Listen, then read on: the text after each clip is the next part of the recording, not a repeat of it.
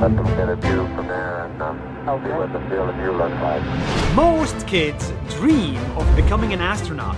I know I did. 3, 2, 1. But while most people get over it, this guy did not. Even when NASA and SpaceX told him it would never happen, he just wouldn't quit. And that's how he ended up building his own spacesuit so he can fly all the way up to space in a hot balloon by himself. The real question is, did he make it? In the United States, I found Cameron. Hi NASA Daily, I'm Cameron and I'm going to space for cheap. Cameron is a teacher at a university, but his dream has always been to go to space. It all started when I was a kid and I was watching all the movies and TV shows about space, and this got in my brains and hasn't gone out. So he went to NASA and SpaceX to become an astronaut, but they told him it would never happen. At these organizations, there are a lot of requirements for becoming an astronaut. One of them was perfect vision, which I didn't have. But Cameron had made up his mind. He was going to space, with or without NASA. So he started making his own spacesuit in his own garage. To build it, Cameron watched all the videos that NASA has on its website.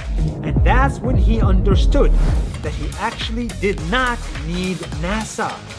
When you go to NASA's archive websites, there are videos and documents describing how they built their spacecraft and spacesuits.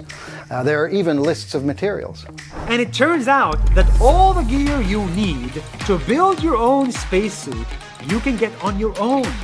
That's how, for the boots, he's using regular working boots that he's modified.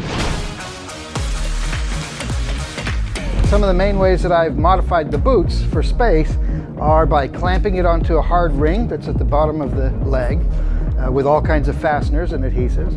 Then I've attached a variety of straps that prevent the boot from shooting off the end of the leg.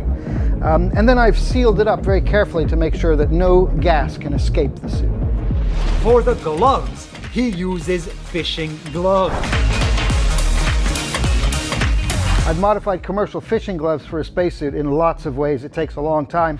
Number one, it's clamped to the end of the sleeve by a hard ring. Number two, the glove tips and other places are heavily reinforced with rubber to prevent them from leaking. And number three, they've got a very durable coverall, and that prevents the glove from ballooning up like a baseball mitt when you're in vacuum. And for the helmet, he uses plastic bubbles from street lamps. Yes, street lamps. This is one of my new bubble helmets. Over the last couple of years, I've perfected it. It has a lot of fittings. These are valves that open up at a certain pressure. They're fittings for getting oxygen into the suit, and then my exhaled gas goes out. Once he has all the parts, he stitches and irons them together to form a spacesuit. That didn't even cost him more than $2,000. And a lot of time. There's a lot of testing and rebuilding. And I've been at this for 10 years. And I built about 15 or 20 of these suits before I really got them working. Thanks to his spacesuit and balloons, Cameron can fly up to 5,000 feet in the sky. And every day he's getting closer to space, so close that now SpaceX wants to hire him when they started building their own suits. That was a really big day for me when they reached out. But if I worked on that project, I would be building suits for somebody else. But I want to do the flying. I want to fly to space myself.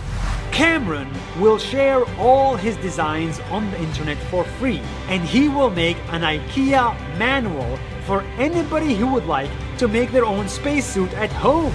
I'll be putting in a lot of safety guidelines too. That's because building and flying one of these suits can be really dangerous. Nobody but me could get me to space where I want to go. NASA and SpaceX and other companies have their own system, their own guidelines. But this is my dream, and I'm going to go the way that I want. His biggest challenge now is not the spacesuit, but the rocket to get to space. And that is yet to be determined. But judging from this guy, you can tell that he's as crazy as it gets, that one day, this crazy guy will make it to space.